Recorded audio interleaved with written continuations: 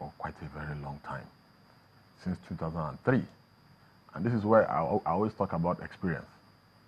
Some things in life are better learned when you experience them, because, even abroad, that's why I keep giving, I give some examples like the Macron example.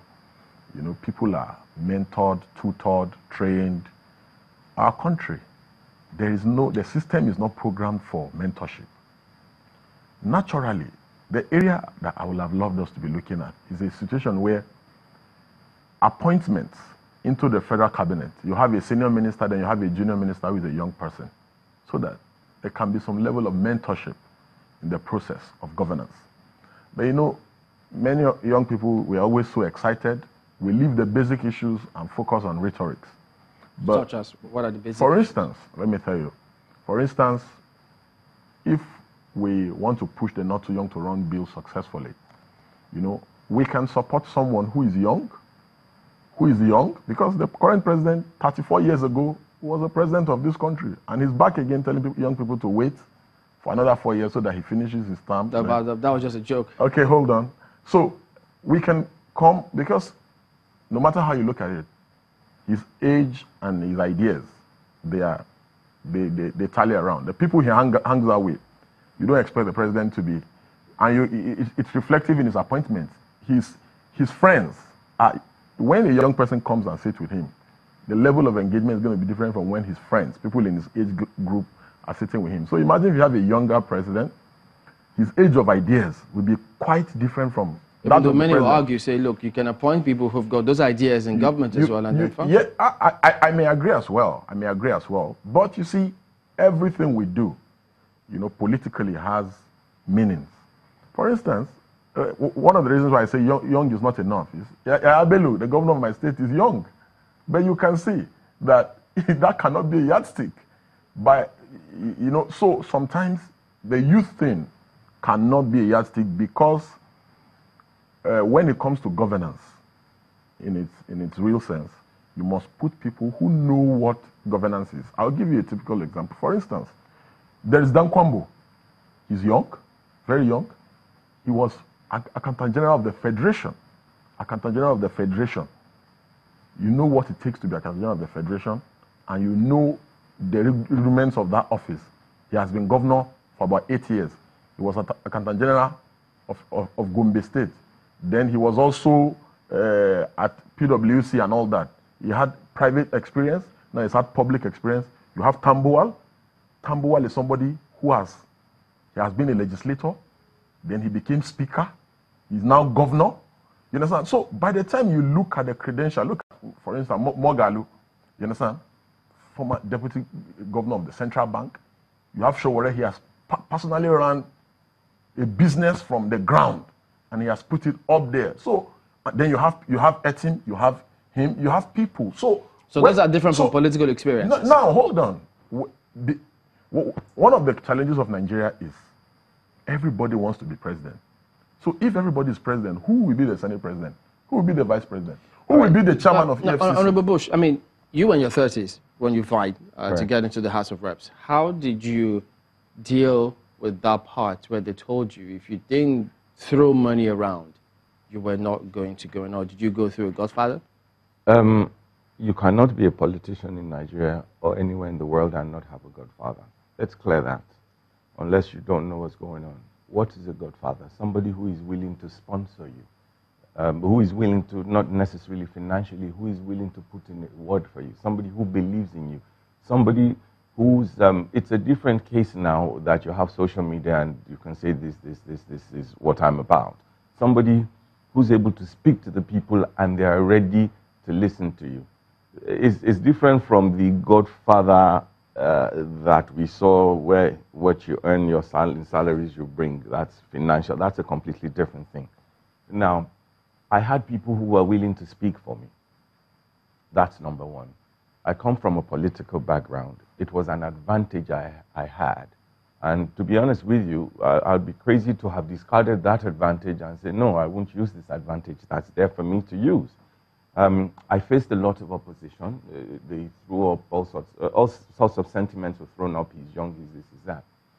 But God, being on my side, I was able to prove, some critics wrong. You can't be held responsible for people's actions, but for your actions. Now, I wanted to quickly address what my brother here said and disagree with what he said, saying that it reflects in the current administration's appointment. There's been a mix. Yes, the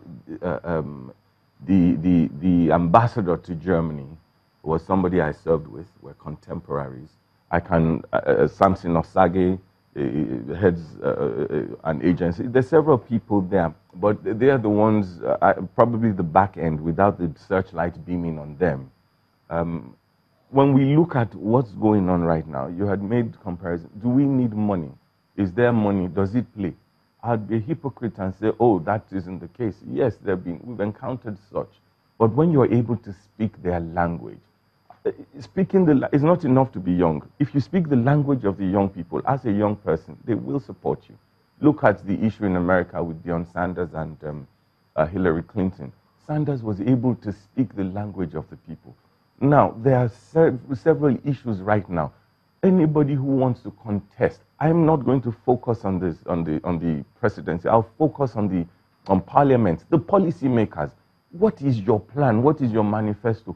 What are you talking about education? There are issues tearing the nation apart, responsible for a lot of crimes we're seeing. There are people dealing with dyslexia.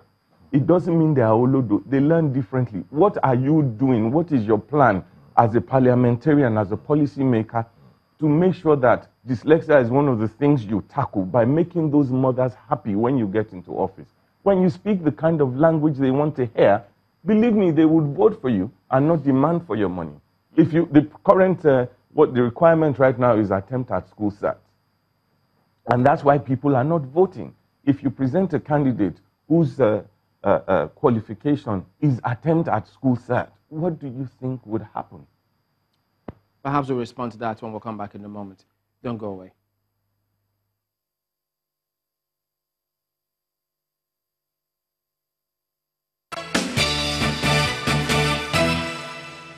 It's our concluding moments now. Let's see how much of that we can squeeze in. Let me ask everyone, starting with Digi. In the light of our recent political reality, how much of a chance do you think young people have to succeed this coming elections? You see, there's the president on one hand, and there's the opposition on the other.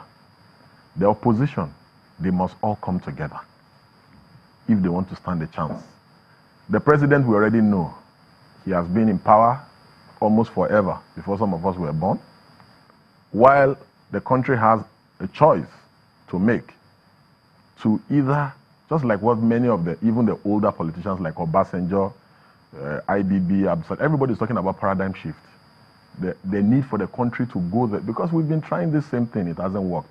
So the young people, they should rally around and see how they can prevail on the opposition to choose a younger presidential aspirant.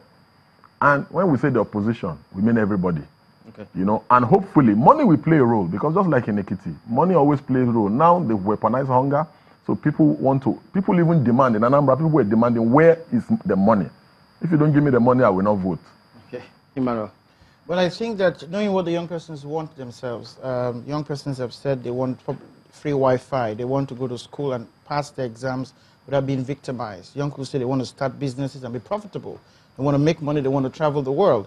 Young persons want to be able to graduate from school, be able to buy a car, get a house on mortgage, and literally live and have the pride of living and being a Nigerian. Now, that is the challenge, and anyone who wants to change those experiences and improve the quality of life will not allow the money to be the issue. They're going to actually do exactly what we've talked about here. Look at the credentials and say, you know what, I'm going to vote for the person who is going to come there and make it about me and not about just the power they have. Use the resources of government, use the power of the executive or of the entire system of government to improve the life of the Nigerian for once and for the progress we need to make. We've seen it happen around the world. We've seen it happen over and over and over again. Obama used it before he became president at 44. Macron, everyone's used it. So it's obvious that this is something that's very doable. why do you think we do not have a youth leader, a young leader? I don't like to use the word youth. It's been bastardized there. It makes you seem immature. So I'd like to say, how come we don't have who do we point to as a rallying point for young people in Nigeria? If we're able to do that, there's that divide and conquer kind of thing. Now we know that that's the case. The major issue is, let's forget about, how do we forget about ethnic divide? It's political. How do we forget about religious divide? It's political. The last time I checked, those were not criteria for leadership. Your religion, your tribe were not criteria.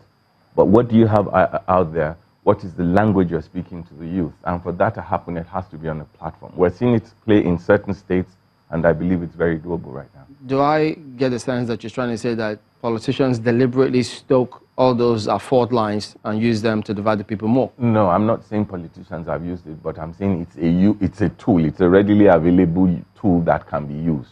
All right. Honorable That Daya has been used. All right, that's where we have to anchor at this point. Honorable Daya Bush is a member of the APC. He's been in the House of Reps from 2007 up until 2015. And then Emmanuel Etim is the presidential aspirant of New Progressive Movement. And then we have, he's of Concerned Nigerians. He also says, we don't do. That's DG at the end. Gentlemen, thank you for coming on this morning. Thank you for having us. Thank you.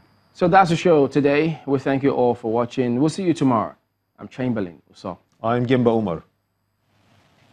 And Maupe Ogun Yusuf. Have a great day, everybody. I am Ajuri Ingilale. Expressed by guests on this program are those of the maker and do not necessarily reflect the views, opinions, and endorsement of Channels Television.